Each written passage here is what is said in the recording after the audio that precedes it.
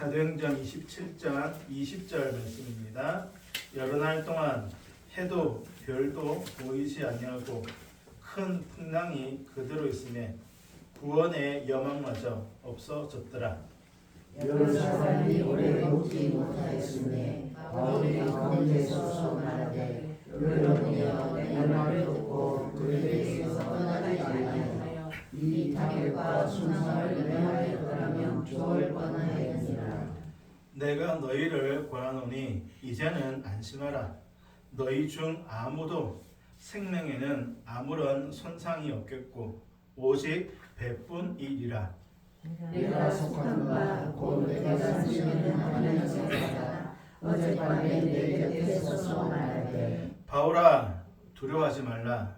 네가 가이사 앞에 서야겠고 또 하나님께서 너와 함께 항해하는 자를 다 네게 주셨다 하였으니 그러므로 여러분이여 안심하라. 나는 내게 말씀하신 그대로 드리라고 하나님을 믿노라. 하시겠습니다. 그런즉 우리가 반드시 한 섬에 걸리리라 하더라. 아멘. 우리 서로 한번 인사하시겠습니다. 하나님이 항상 함께 하십니다. 하나님이 항상 함께하시리라. 우리 하나님께서 항상 함께 하시며 시간마다 때마다 은혜와 평강으로 복으로 함께 하시리라 믿습니다. 또한 기도한 모든 것들 주님께서 속히 응답해 주시기를 주의 이름으로 축복합니다. 사도행전 27장 말씀을 보았습니다. 우리 땅 끝에 선 사람들 7번째 바울입니다. 바울 큰 광풍 앞에 서다. 큰 광풍 앞에 서다. 사도행전 27장은 바울이 죄수의 신분으로 로마로 압송되는 그 과정을 말씀하는데요. 사도행전 28장 15절까지 기록되어져 있습니다. 총 59절입니다.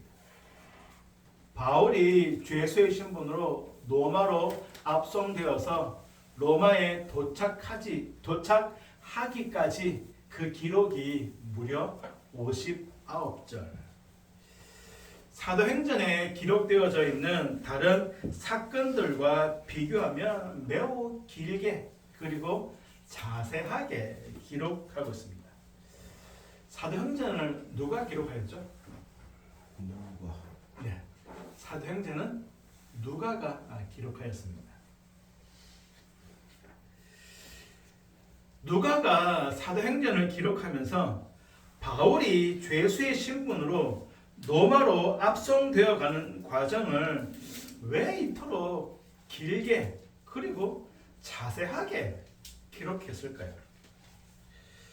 사실 이 서너 절이면 되거든요. 바울이 로마로 압송되어 갔다. 가다가 큰 풍랑 만났는데 하나님의 도우심으로 멜리데아 섬에서 구조되었다. 그리고 그곳에서 로마로 갔다.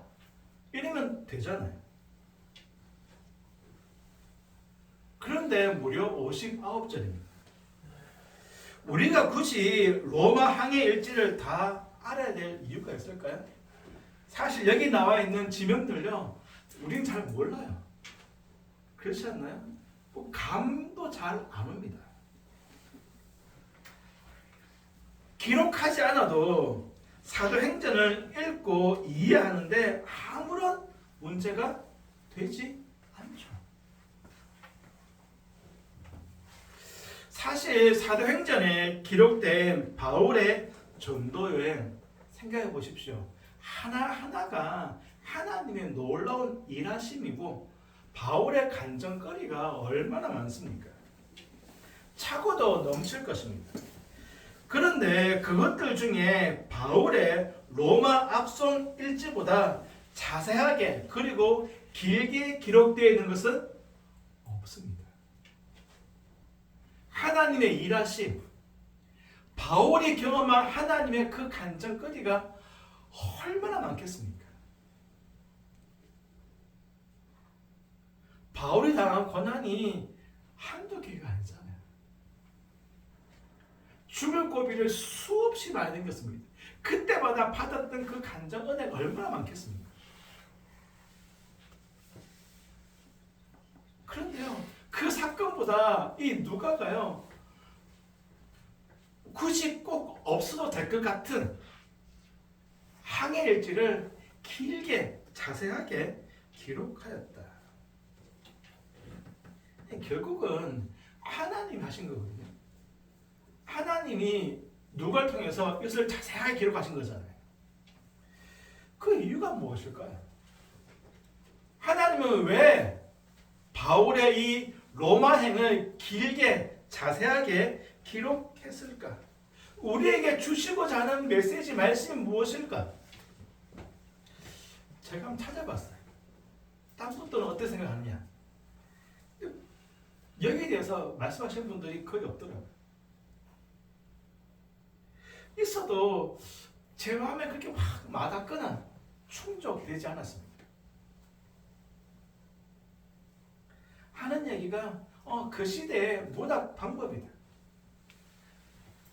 읽어보면 흥미진진하잖아요. 놀랍잖아요. 그 풍랑 가운데서 살았네? 그 당시 사람들에게 어떤 흥미를 주기 위해서 기록했다라고 그런 이야기들이었어요. 진짜 그런지 잘 모르겠지만 제 마음에 크게 그렇게 정말 그럴까? 단지 그것 때문에 하나님께서 이토록 많이 길게 적었을까? 묵상하면서 제가 받은 감동을 나눠보자 합니다. 두 가지인데요. 첫 번째, 한번 따라 하시겠습니다. 하나님께 소망을 두라. 하나님께 소망을 두라. 첫 번째는 하나님께 소망을 두라. 지금 바울이 로마로 가는 이유가 뭐죠? 무죄 판결을 받기 위해서 간 것이 아니죠. 자신의 억울함을 풀고 자유롭게 되고자 지금 바울이 로마에 가이사 앞에 서기 위해서 가는 것이 아닙니다. 뭐 하기 위해서? 복음을 전하기 위해서. 그런데요, 그 길이 순교의 길이죠. 바울도 이것을 알고 있습니다. 지금 로마로 복음 전하러 가시면 나는 여기서 순교할 거야. 바울도 알고 있어요. 지금 순교의 길을 바울이 가는 것입니다. 그러면 바울이 로마를 갔을 때, 전도할 때, 사역할 때 그 길이 평탄할까요? 어려울까요? 잔잔한 바다일까요? 큰 풍랑의 바다일까요? 그럼 물어보나 말하죠.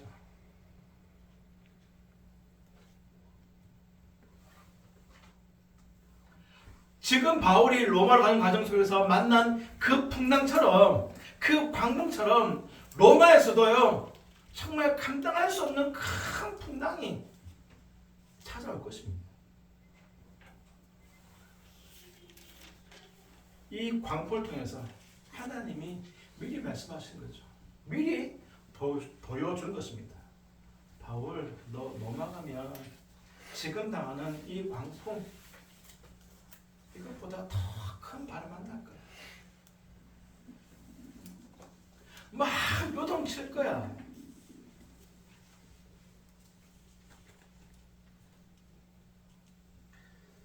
그리고 사실 말씀이 바울, 이 광풍 앞에서 네가 나를 바라보는 것처럼 로마에서도 누구에게? 하나님께 소망을 둬야 돼. 하나님을 바라봐야 돼. 지금 그 얘기 하시는 거예요. 로마에서 겪게 되어질 그 광풍을 미리 보여주면서 바울, 나만 바라봐. 내게 소망을 둬. 내가 할 거야. 내가 할 거야. 우리 다 읽지 않았지만 오늘 집에 가셔서요 27장, 28장 한번 읽어보십시오. 그 항해 일지가 순탄하지 않아요. 큰 광풍으로 살 소망까지 다 끊어졌죠. 오랜 기간 동안 먹지 못했습니다. 해도 별도 보지 못했죠.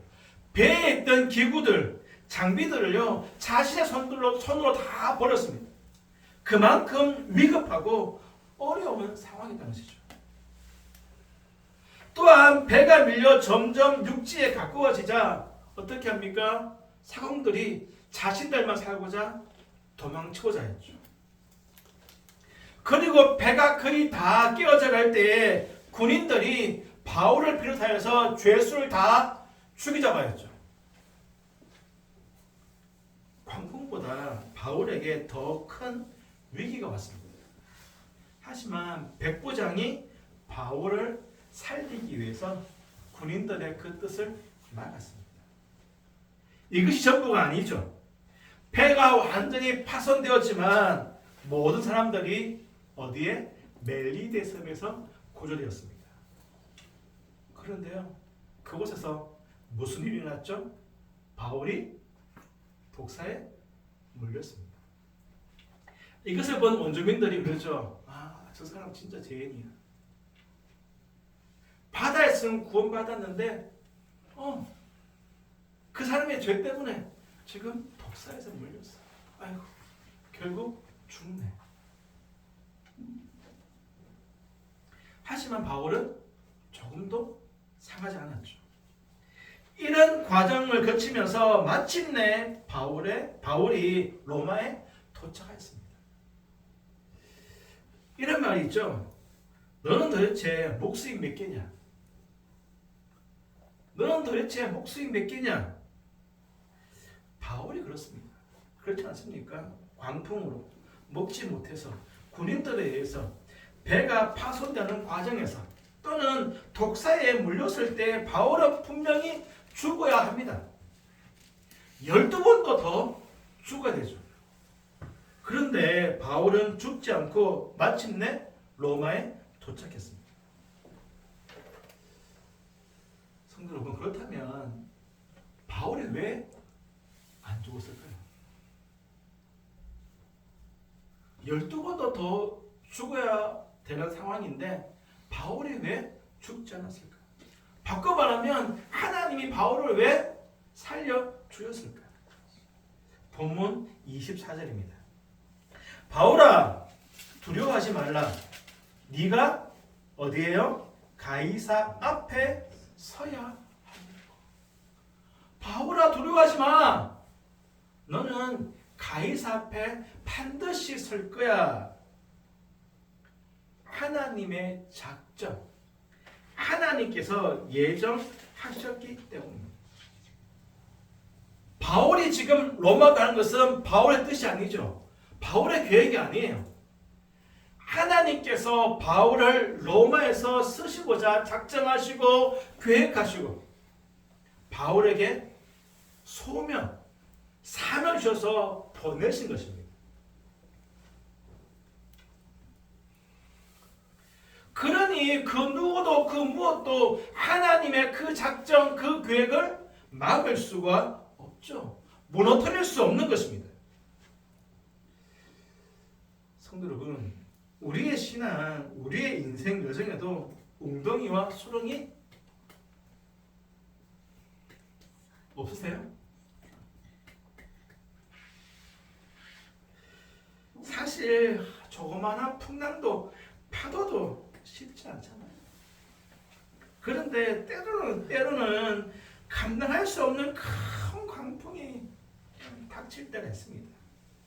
살 소망이 끊어지고 먹지도 마시지도 못하고 해와 달도 보이지 않을 때가 있죠. 대적자들이, 원수들이 막 찌를 때도 있습니다.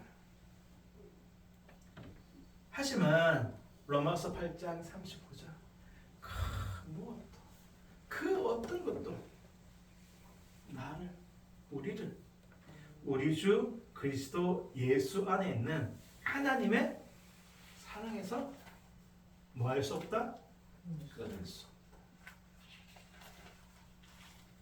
풍랑이 작아서가 아니에요.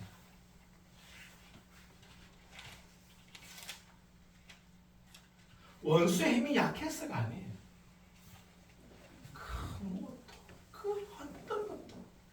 나를 사랑하시는 하나님의 그 사랑에서 끊을 수 없게 됩니다. 그러면 하나님께서 이토록 나를 사랑하시는 이유가 무엇입니까? 이사야 43장 내가 너를 구속, 속량하였고 내가 너를 지명하여 불렀으니 너는 내 것이다. 구속, 속량자가 무슨 말이죠? 값을 다 치루었다. 대가를 지불했다는 것입니다. 그 대가가 누구입니까? 독생자 예수 그리스도. 아들을 내어주고 우리를 사셨어요. 지명하여 불러서 너는 내 것이야. 어쩌다 마주친 그대가 아닙니다. 우연히 알게 된 그대가 아니죠. 이미 만세전에 나를 아시고 나를 선택하시고 김할수 너 내 거야.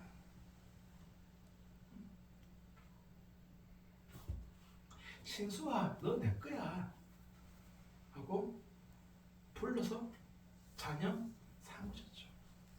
그러니까 그 어떤 것도 나를 향하신 아버지 하나님의 그 사랑을 끊을 수가 없는 것이죠. 그리고 또 약속하십니다. 히브리서 13장 5절 내가 과연 너희를 버리지 아니하고 과연 너희를 뭐하지 않는다? 떠나지 않는다. 내가 과연 절대 너를 버리지 않는다. 내가 너를 떠나지 않는다. 그런데요, 어떻습니까? 염려하고 걱정하고 두려워하시죠? 저는 그렇습니다. 강하고 담대하라고 하시는데요, 세상 앞에서, 풍랑 앞에서, 위험 앞에서 두려워하고 걱정하고 염려하고 벌벌벌 떨면서 어떻게 할 줄 몰라 합니다. 그래서요, 내게는 아무런 소망도 아무런 희망도 없는 거예요. 성도 여러분, 내게는요 아무런 소망 아무런 희망이 없어요. 하지만 누구에게? 하나님께 있는 줄로 믿습니다. 그러기에 누구를요? 하나님을 바라보는 것이죠. 하나님께 소망을 두는 것입니다. 시편 62편 5절 나의 영혼아 잠잠히 하나님만 바라라. 무릇 나의 소망이 그로부터 나오는도다. 시편 42편에서는요 하나님께 소망을 두라라고 말씀합니다. 성도 여러분, 광풍 앞에 있으니까 걱정과 근심, 염려가 가득하십니까? 두렵습니까? 우리의 소망은 오직 하나님께 있는 줄로 믿습니다. 그러니 잠잠히 하나님만 바라보시고 소망을 하나님께 두시기를 주의 이름으로 축복합니다. 이것이 바울의 로마 항해일지를 자세히 그리고 길게 기록하고 있는 첫 번째 이유입니다. 두 번째 한번 따라하시겠습니다. 하나도 잃지 않을 것이다. 하나도 잃지 않을 것이다. 네, 하나도 잃지 않을 것이다. 첫 번째는 하나님께 소망을 두라. 두 번째는요, 하나도 잃지 않을 것이다. 이걸 바꿔 말하면 바울 향하신 하나님의 모든 계획과 뜻을 다 이루시겠다는 것입니다. 큰 광풍에서도 건지시고 독사에 물려서도 살리셔서 가이사 앞에 세우신 것처럼 로마에서 바울 향한 하나님의 그 계획을 반드시 이루실 것을 미리 말씀하시는 거죠. 배에 함께 있던 사람들이요 37절 보시면 276명입니다. 결코 작은 숫자가 아니죠. 지금도 어떤 뭐 사건 사고로 276명이 죽었다 그러면 굉장히 큰 사건이죠. 이 당시도 276명이면 결코 작은 숫자가 아닙니다. 광풍으로 살 소망이 끊어져 갈 때 오늘 본문처럼 바울이 어떻게 합니까? 하나님이 주시는 위로와 소망의 메시지를 전하였죠. 안심해라. 우리가 반드시 한 섬에 구조될 것이다. 그리고 33절 이하에 보시면 14째 되는 날 바울이 또다시 위로와 소망의 메시지를 전합니다. 그리고 35절 보시면 떡을 가지고 축사하고 먹기 시작합니다. 그러자 36절 그들도 다 안심하고 받아 먹었다. 배에 있는 276명은 대부분 이방인들입니다. 바꾸고 말하면 예수를 믿는 사람들이 아니죠. 그러니까 바울이 축사했다라는 이 말은 아마도 성찬식은 아닐 것입니다. 그렇겠죠? 이방인하고 성만찬 할 수는 없잖아요. 그래서 대부분 사람들은요, 아마도 이 축사는 식사 전 감사 기도였을 것이다 라고 말합니다. 식사 전 감사 기도였을 것이다. 믿지 않는 사람들 앞에서 믿지 않는 사람들과 함께 있는 자리에서 식사 기도할 때가 있잖아요. 그런데요, 성경은 식사 기도, 감사 기도라고 하지 않고 축사라는 단어를 쓰고 있습니다. 축사. 저는 이 축사라는 단어를 보면서 떠오른 사건이 있죠. 오병 이야기죠. 저는 오병의 사건이 기억났습니다. 예수님이 어린아이 도시락을 어떻게 해요? 축사하시고 나누어 주었을 때 장정만 5천 먹고도 남았습니다. 어린아이의 작은 도시락. 장장 한 명이 먹기에도 작은 도시락이었죠. 하지만 주님의 손에 붙들려서 주님이 축복하시니 어떻게 해요? 장정만 5천 명이 배불리 먹고도 많은 양이 남았습니다.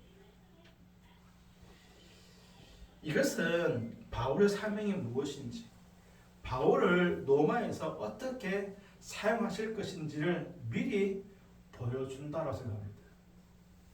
자신을 드린 어린아이의 도시락으로 많은 사람을 먹이신 것처럼 자신을 드린 바울을 붙들어 축복하시고 기도하여 사용하셔서 작정된 모든 영혼들을 구원합니다. 한 영혼도 잃지 않겠다. 복음이 땅끝까지 전파되게 하겠다는 하나님의 강력한 메시지죠. 그렇지 않습니까? 바울 한 명이 주님께 들어졌을 때 아시아를 넘어서 유럽으로 복음이 전파되었죠. 오병이어보다 몇 배나 더 큰 기적이 일어났지 않습니까? 성도 여러분, 바울 통해 276명 한 명도 잃지 않고 다 구원하신 것처럼 저와 여러분, 우리 땅끝별 교회를 통해서 작정된 그 모든 영혼들을 하나님께서 한 명도 잃지 않으실 줄로 믿습니다. 그러려면요, 우리를 드려야 되겠죠. 어린아이가 자기 도시락을 내어놓은 것처럼, 바울이 자신을 내어드린 것처럼. 성도 여러분, 아마 분명 주변에 작정된 영혼도 있을 것입니다. 아직까지 예수를 알지 못한 자들, 혹은 낙심한 자들.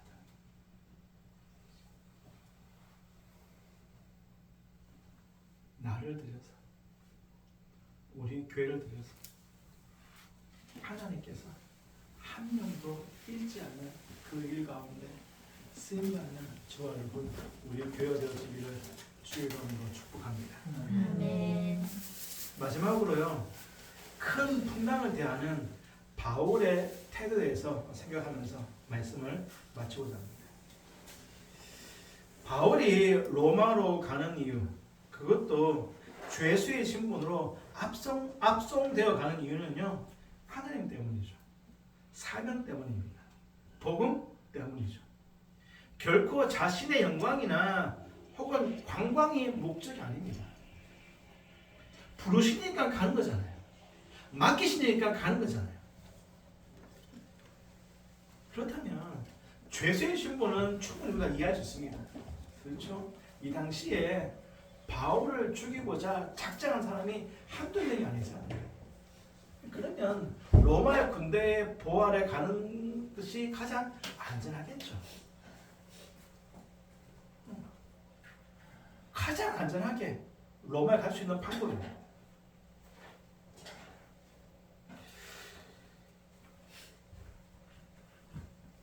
그런데요, 풍랑, 그것도 살 소망까지 끊어진 그 풍랑, 굳이 풍랑까지 만나야 될 이유가 있을까요? 지금 사명 감당하겠다고 부르심에 따라 가는 그 길, 물론 안전하긴 하지만 사실 성도 여러분, 죄수가 편하지 않잖아요.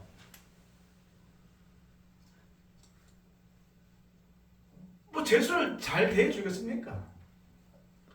편한 것이 되겠습니까? 죄수의 신분도 힘든데 왜 하나님은 이게 큰 풍랑까지 주실까?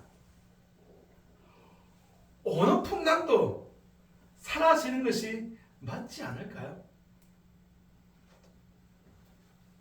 그런데 큰 풍랑이 났습니다. 그리고 그 풍랑을 대하는 바울의 태도를 볼 수 있어요. 다른 사람들은 살 소망, 희망이 사라져가면서 오래 먹지 못했습니다. 먹을 정신도, 먹을 경황도 없는 것이죠. 또는요, 자기만 살겠다고 도망합니다. 그게 세상이잖아요. 완전히 아수라장이죠. 그런데 바울은 그 가운데서 하나님의 사자의 음성을 듣습니다. 그리고 사람들을 안심시키고 위로하죠. 더 많은 시간이 지났을 때 감사의 기도를 하고 위로하며 떡을 떼어 주었습니다. 그제야 사람들이 안심하고 받아 먹잖아요. 바울은 광풍 중에서도 하나님과 교통하고 있습니다. 복의 통로로 사용되고 있죠. 우리가 잘 아는 은혜로운 찬송이 있습니다. 찬송가 373장. 뭐죠? 고요한 바다. 고요한 바다. 2절 가사입니다. 큰 물결 일어나 나 쉬지 못하나. 이 풍랑으로 인하여 어떻게 해요? 더 빨리 갑니다. 같이 한번 불러볼까요? 큰 물결이 일어나 나 쉬지 못하나. 이 풍랑으로 인하여 더 빨리 가오리. 한 번 더 하겠습니다. 큰 물결이 일어나 큰 물결이 일어나 나 쉬지 못하나. 이 풍랑으로 인하여 더 빨리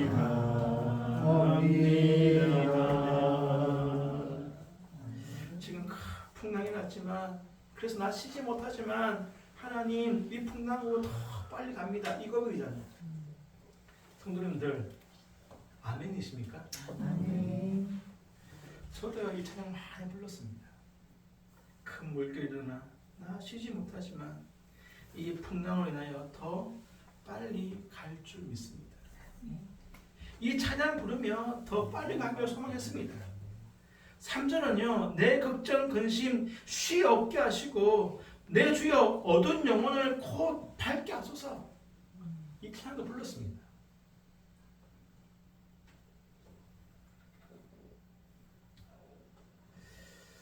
성도 여러분, 한번 생각해 보십시오. 지금까지 내가 만난 풍랑으로 인해 쉬지 못하였지만 풍랑이 더 빨리 가게 했습니까?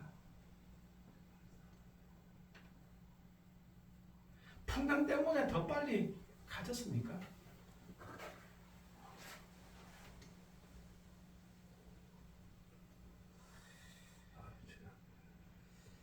저는 아닌 것 같아요.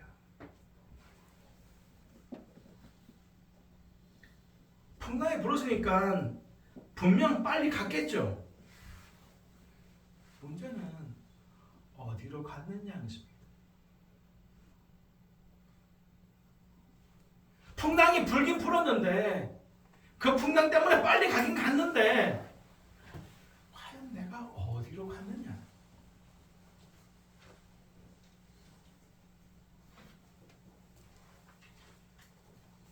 풍랑이 분다고 해서 고난과 역경을 당한다고 해서 고난이 고통이 유의라고 해서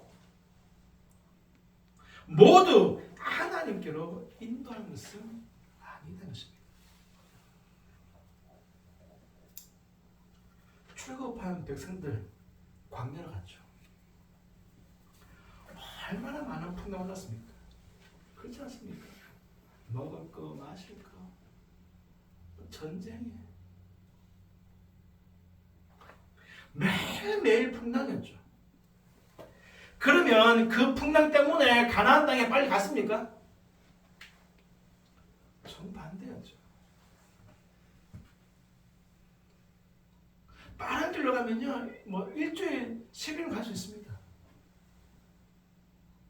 가데스 바네아까지 2년 걸렸습니다. 바꿔보라면 2년 만에 갈 수 있었어요. 광야길로 갔었어도. 40년 걸렸죠. 더 중요한 것은요, 출애굽 1세대는 광야에서 다 죽었습니다. 풍랑 때문에 죽었죠.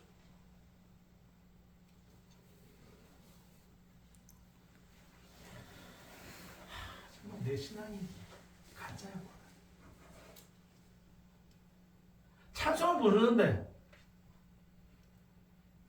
어디로 가는지, 어디 있는지, 원망과 불평에, 낙심에, 절망에 허적거리고, 그러다 보면 풍랑은 또 끝났어요. 그렇다고 내가 주님 앞에 가까이 가 있느냐? 여전히 그 자리에, 그 삶에, 그곳에 머물러 있는 거죠. 그러면서 하나 시험 이겼어, 견뎌냈어. 완전히 착각 속에 살아온 것이죠.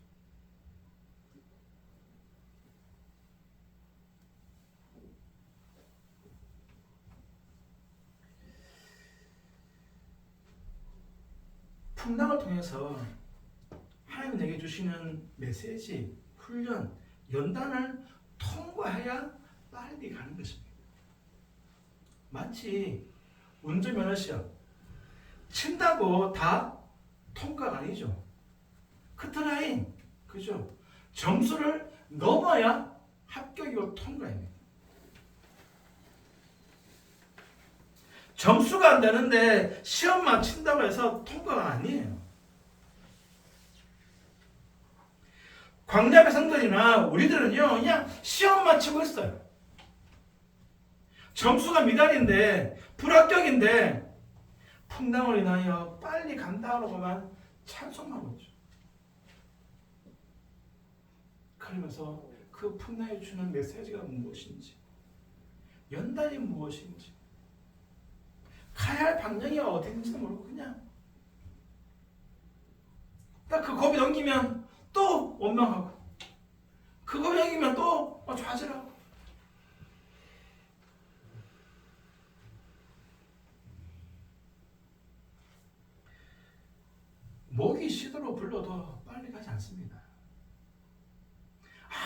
눈물 많이 흘려도요 빨리 가지 않아요.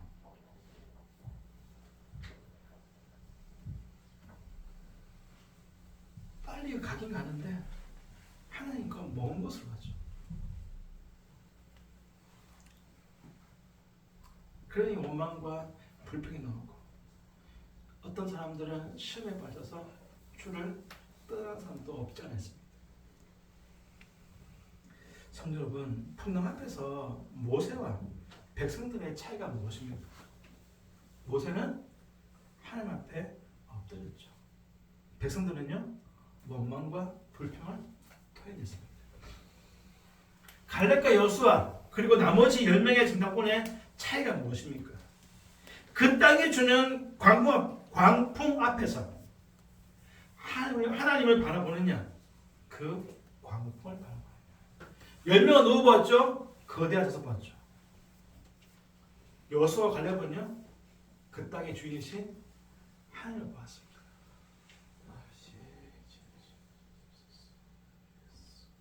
이 차이가 여호수아와 갈렙은 가나안 땅이에요. 10명은요 재앙으로 죽었습니다.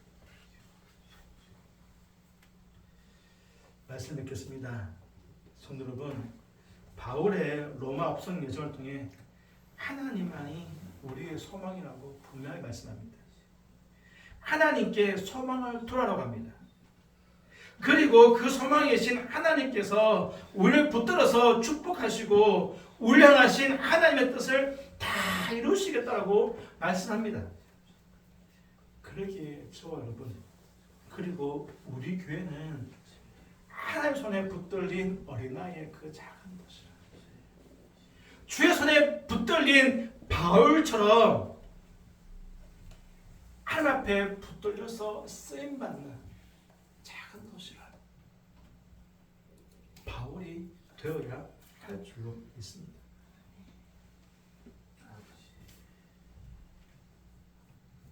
우리를 내어 드려야 합니다.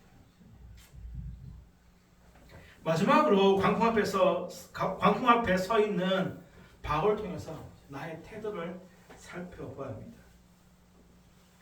광풍이 불 때, 역경과 시련, 시험이 찾아올 때 모세처럼 엎드리지 못하고 여호수아와 갈렙처럼 주를 바라보지 못하고 바울처럼 하나님과의 교통이 없으면 원망과 불평, 낙심과 절망으로 더 빨리 갑니다. 성도 여러분, 광풍 가운데 들려오는 하나님의 음성을 들으시고 광풍 가운데 두려워하고 사회 소망까지 사라진 사람들 향해서 하나님의 구원과 위로와 소망의 메시지를 전하여서 주의 뜻을 온전히 이루어드릴 수 있는 주님 손에 붙들린 바 되어져서 영광스럽게 쓰임받는 저와 여러분, 우리 땅끝별 교회가 되었으기를 주님의 이름으로 축복합니다. 아멘. 기도하시겠습니다. 하나님 아버지, 바울의 로마 압송을 통하여서 하나님께 소망을 두라. 내가 반드시 이루겠다라고 말씀하십니다. 아버지 하나님, 하나님께 소망을 두고 반드시 이루신 하나님을 신뢰하며 우리들이 어린아이의 그 작은 도시락처럼 바울처럼 주의 손에 붙들려서 축복의 종으로 쓰임받기 원하오니 우리와 우리 교회를 사용하여 주옵소서. 작정된 영혼들이 있습니다. 아버지 하나님, 낙심된 영혼들이 있습니다. 아버지 하나님, 그들을 찾아가서 주께로 이끌 수 있는 그런 은혜를 내려 주옵소서. 사용하여 주옵소서. 아버지 하나님, 우리 인생 가운데서도 풍랑을 맞이합니다. 고난이 있고 역경이 있습니다. 아버지 하나님, 그때 바울을 기억하여 주기 원합니다. 모세를 기억하여 주기 원합니다. 여호수아와 갈렙을 기억하여 주기 원합니다. 아버지 하나님, 풍랑이 있다고 해서 빨리 간 것이 아닙니다. 주 앞에 엎드리고 주만 바라보고 주님과 교통하는 가운데 아버지 하나님, 그 풍랑을 하여서 주님 앞에 더 가까이 더 빨리 갈 수 있는 귀한 은혜를 내려 주시옵소서. 아버지 하나님, 근심 가운데 걱정 가운데 기도한 제목들이 있습니다. 눈물로 부른 제목들이 있습니다. 아시오니 눈물 닦아주시고 위로하시고 소망 가운데 역사하여 주옵소서. 아버지 우리 가운데 아프신 분들이 있습니다. 찾아가 주옵소서. 위로하여 주옵소서. 안수하여 주옵소서. 고쳐주시고 힘을 다하셔서 함께 예배할 수 있는 귀한 복을 내려오 주옵소서. 아버지 하나님 자녀들이 있습니다. 아버지 하나님 이제 장성하여서 어찌할 수 없습니다. 주님께서 주인 되어 주옵소서. 그들의 삶을 인도하여 주옵소서. 주님 가까이로 이끌어 주옵소서.